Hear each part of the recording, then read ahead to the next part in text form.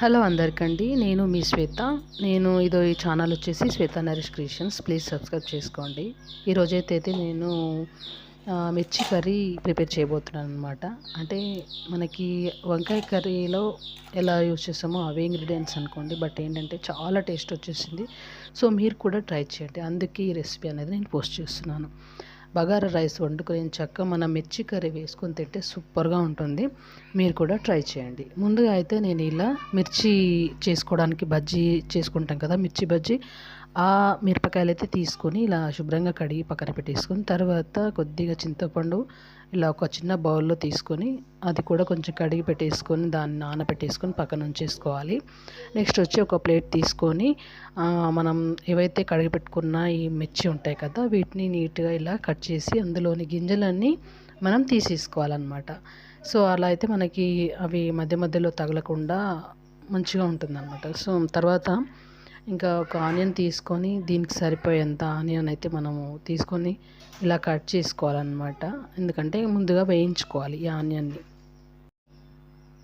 ఇలా ఆనియన్ని కట్ చేసుకుంటే ఏంటంటే గ్రేవీ మంచి థిక్గా వస్తుంది మనకి. మంచి గ్రేవీ కూడా ఎక్కువగా అవుతుంది అనమాట. మనం పల్లీలు, నువ్వులు ఇవన్నీ యాడ్ చేస్తాం కాబట్టి అది ఇది కలిసి చాలా మంచి గ్రేవీ అనేది బాగుంటుంది, మంచి టేస్ట్ వస్తుంది అనమాట. తర్వాత వచ్చేసి ఇలా పల్లీలు అయితే నేను కొన్ని యాడ్ చేసుకున్నాను. పల్లీలు తీసుకొని కొద్దిగా వేయించుకోవాలి. వేయించుకున్న తర్వాత ఇందులోనే మనం కొద్దిగా నువ్వులు, కొద్దిగా కొబ్బరి, అలాగే ధనియాలు, జీలకర్ర ఇవన్నీ యాడ్ చేసుకోవాలన్నమాట. మనకు నువ్వులు లాస్ట్కి వేస్తేనే మనకి మంచిగా వేగుతాయి, ఫస్ట్ వేస్తే మాడిపోతాయి. సో అందుకని లాస్ట్లో నువ్వులు యాడ్ చేస్తాను.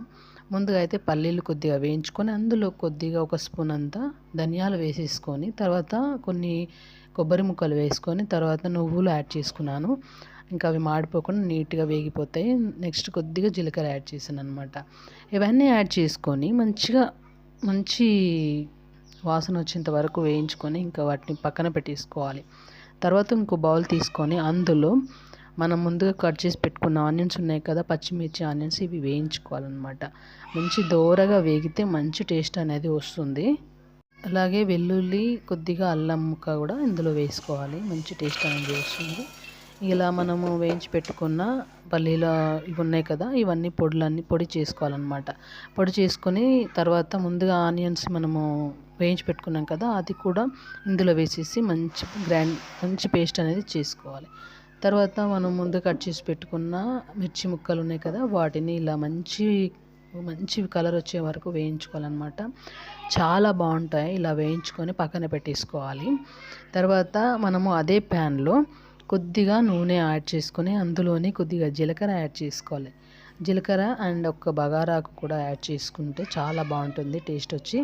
ఇంకా ఇందులోనే మనం ముందుగా గ్రైండ్ చేసి పెట్టుకున్న పేస్ట్ ఉంది కదా, దీన్ని వేసి మంచి అరోమా వచ్చేంత వరకు కాస్త వేయించాలన్నమాట. అడుగంటకుండా కలుపుతూనే ఉండాలి. తర్వాత కొద్దిగా పసుపు, అలాగే కారం, ఉప్పు ఇవన్నీ యాడ్ చేసుకోవాలన్నమాట. ముందుగానే యాడ్ చేసుకొని అది నూనెలో మంచి ఫ్రై అయ్యేంత వరకు అలా వేపుతూ ఉండాలన్నమాట. అలా వేగిన తర్వాత కొద్దిగా వాటర్ యాడ్ చేసుకోవాలి. ఇలా వాటర్ యాడ్ చేసుకున్న తర్వాత ఒక 3-4 నిమిషాల పాటు దీన్ని అలా స్టవ్ పైన పెడుతూ కలుపుతూ ఉండాలన్నమాట. మనం ముందుగా వేయించుకున్న మిర్చి ముక్కలు కూడా వేసేసుకోవాలి. వేసుకొని ఆయిల్ అంతా పైకి వచ్చేంత వరకు, మంచి అరోమా వచ్చేంత వరకు దీన్ని అలా స్టవ్ మీద పెట్టాలన్నమాట. చూడండి, కర్రీ అనేది రెడీ అయిపోయింది. ఈ కర్రీ చూడడానికి ఇంత బాగుంది కదా, తింటే ఇంకెంత బాగుంటుందో కదా. నేనైతే బగారా రైస్ చేశాను ఇందులోకి కాంబినేషన్. సో సూపర్ టేస్ట్ ఉందన్నమాట. ఇంకా మీరు కూడా ట్రై చేయండి, అదిరిపోతుంది, అంతే వేరే లెవెల్ అనమాట.